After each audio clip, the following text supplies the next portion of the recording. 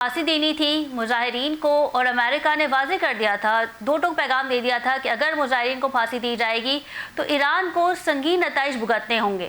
کیا یہی وجہ ہے کہ ایران تھوڑا بیک فٹ پہ چلا گیا ہے؟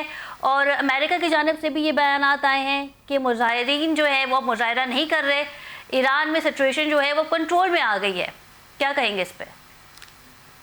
شکریہ جی۔ دیکھیے، ایران کی حالات کو سمجھنے کے لیے ہمیں دونوں سے دیکھنا پڑے گا کہ اندرونی خانہ کیا ہو رہا ہے اور بیرونی فرنٹ پہ کیا سیاست چل رہی ہے۔ اندرونی طور پہ ہمیں پتہ ہے کہ مظاہرین اور حکومت کے درمیان بہت شدت سے لڑائی ہوئی ہے۔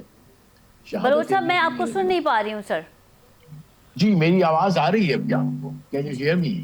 میں پھر دوبارہ ٹرائی کیجئے، کنیکشن کا دوبارہ ٹرائی کیجئے، یا میں دوبارہ کنیکٹ کر ٹھیک ہے سر، دیتا آپ تھوڑا لاؤڈ کہیں، اب آ رہی ہے آپ کی آواز کلیئر۔ ہوں۔ جی، میں عرض کر رہا تھا کہ ہمیں ایران کی سچویشن کو سمجھنے کے لیے اس کی اندرونی ڈائنامکس اور دنیا کے اندر بیرونی طور پہ جو کچھ ہو رہا ہے انٹرنیشنل سیاست میں، اس کو دیکھنا پڑے گا۔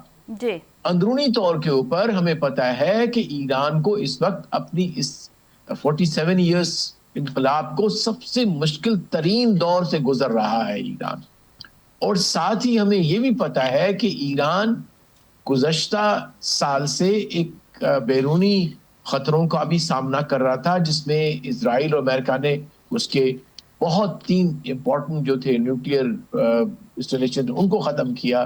اس کے علاوہ جو بیرونی محاذ پہ اس کا جو نقصان ہوا ہے کہ جو اس کے الائز تھی، یا جسے پروکسی بھی کہا جاتا ہے، لبنان میں، غزہ میں، عراق میں، سیریا میں، سب سے بڑی بات ہے کہ جو بہت بڑا اس کا ایک لحاظ سے کنٹری تھا جو کہ پرو ایران تھا، وہ تتر بتر ہو گیا ہے، وہاں بشار الاسد نہیں رہا۔